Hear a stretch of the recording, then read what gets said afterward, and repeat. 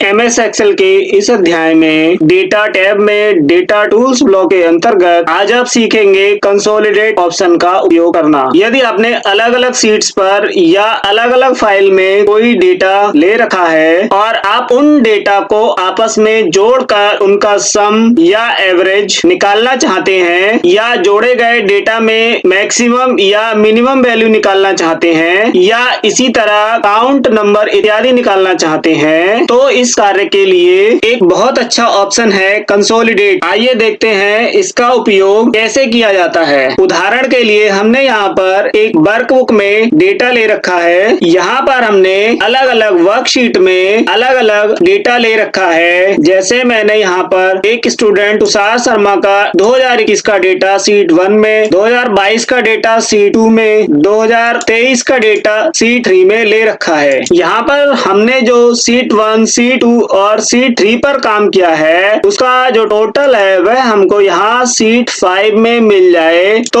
उसके लिए एक तो है नॉर्मल तरीका जो हम यहाँ पर इक्वल टू का सिंबल लगाकर सीट 1 पर क्लिक करेंगे और हिंदी सब्जेक्ट के मार्क्स को सेलेक्ट करेंगे, फिर हम प्लस करेंगे, फिर सीट 2 पर आकर हिंदी सब्जेक्ट के मार्क्स को सेलेक्ट करेंगे, फिर प्लस करेंगे और सीट 3 से हिंदी सब्जेक्ट के मार्क्स को सेलेक्ट करने के बाद एंटर प्रेस कर देंगे। आप देखेंगे कि तीनों सीट्स में हिंदी सब्जेक्ट के जो मार्क्स हैं उनका टोटल यहाँ पर आ गया है। ये अभी हमने बिल्कुल सिंपल तरीके से टोटल लगाया है। और यदि आप चाहते हैं कि पहली सीट, दूसरी सीट और तीसरी सीट का डाटा जुड़कर एक ही जगह दिखाई पड़े तो यह कैसे कर सकते हैं आइए देखते हैं। इसके लिए हमें डेटा टैब में जाकर डेटा कंसोलिडेट पर क्लिक करेंगे तो कंसोलिडेट की एक विंडो खुलकर आएगी। इसमें फंक्शन के नीचे ड्रॉप डाउन एरो पर हम जैसे ही क्लिक करेंगे तो यहाँ पर आपको sum, count, average, maximum, minimum, product, count number इत्यादि ऑप्शंस यहाँ पर दिखाई देंगे। हमें यहाँ पर टोटल करना है तो हम सम को सेलेक्ट कर लेंगे। अगर आपको किसी अन्य फंक्शन की जरूरत है तो आप वह भी यहाँ से सेलेक्ट कर सकते हैं। अब हमें रेफरेंस में जो डेटा लेना है उसके लिए हम यहाँ पर क्लिक करेंगे और सीट 1 पर जाएंगे, सब्जेक्ट्स को सेलेक्ट करेंगे, फिर यहाँ पर क्लिक करेंगे और इसको यहाँ से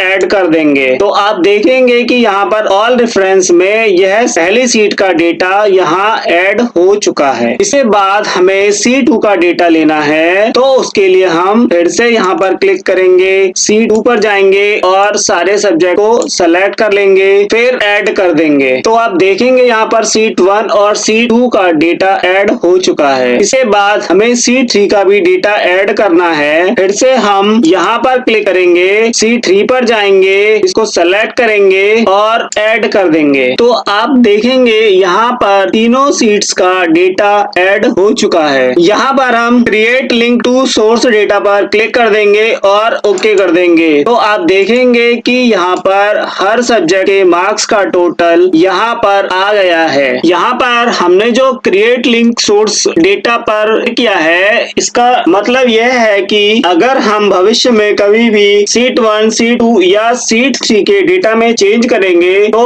वह डेटा यहाँ पर ऑटोमेटिकली अपडेट हो जाएगा। और यदि आप यहाँ पर तीनों सीट्स की डिटेल देखना चाहते हैं तो आप यहाँ पर लेफ्ट हैंड साइड कॉर्नर पर प्लस का सिंबल है, इस पर क्लिक करेंगे तो आपको यहाँ पर तीनों सीट्स का डेटा दिखाई दे रहा है। यहाँ पर आपको 2021 का ये डेटा दिखाई दे रहा है, 2022 का ये है, 2023 का यह डेटा है और इन तीनों का टोटल यहाँ पर आपको दिखाई दे रहा है। अब यदि अगर हम यहाँ पर सीट 1 में 76 की जगह 98 करते हैं तो यहाँ पर आप देखेंगे कि सीट 5 में भी डेटा अपडेट हो गया है। इसी के साथ टोटल में जो चेंज होना चाहिए वह भी यहाँ पर ऑटोमेटिकली हो गया है। अभी हमने यहाँ पर एक ही वर्कबुक से एक ही वर्कबुक में अलग अलग सीट्स को ऐड करना देखा था। अब अगर यदि इस स्टूडेंट्स की मार्क्स डिटेल अलग अलग वर्कबुक में है तो हम उसको भी कैसे ऐड कर सकते हैं, हम उसको भी एक साथ देखना चाहते हैं। उसके लिए हमें यहाँ पर जिस फाइल में डेटा है उस फाइल को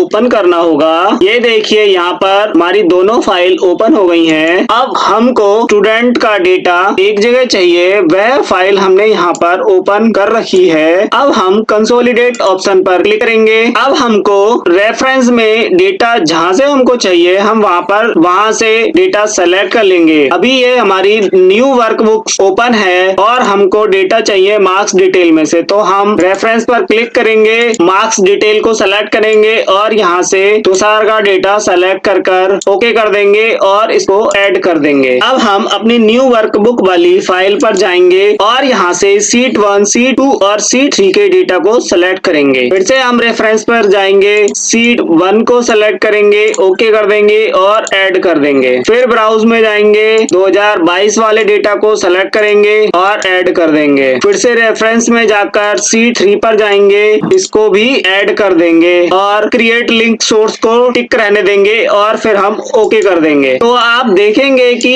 इसमें सारा डेटा ऐड होकर आ गया है। यदि हमको कंसोलिडेट पर लगाई हुई जो भी कंडीशंस है उनको हटाना है या डेटा जो हमने सेलेक्ट किया है उसको रिमूव करना है, तो उसके लिए हम डेटा जो हमने सेलेक्ट किया है उसको सेलेक्ट करेंगे और डिलीट ऑप्शन पर क्लिक कर देंगे। तो आप देखेंगे कि यहाँ से शीट 3 का डाटा हट गया है और ओके करूंगा तो यहाँ पर शीट 1, शीट 2 और मार्क लिस्ट का डेटा आ गया है। एमएस एक्सेल के इस अध्याय में डेटा टैब में डेटा टूल्स ब्लॉक के अंतर्गत आज आपने सीखा कंसोलिडेट ऑप्शन का उपयोग करना।